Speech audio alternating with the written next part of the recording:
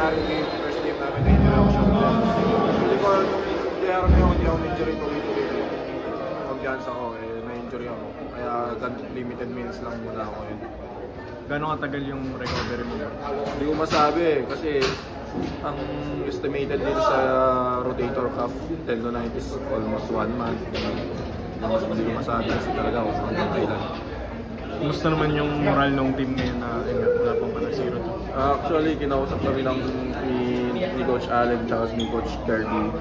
Yun nga, part of the game talaga to. Siguro ito yung binibigay ni Lord. Ito yung plano niya sa amin na i-overcome itong mga struggle na nangyayari sa amin. Challenges lang.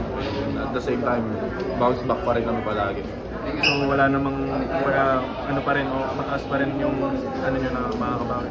Mataas pa rin, ganun pa rin kasi yun nga, tiwala, sabi nga ni Coach Allen, tiwala pa rin siya sa amin kahit despite na ganito yung nangyayari sa amin.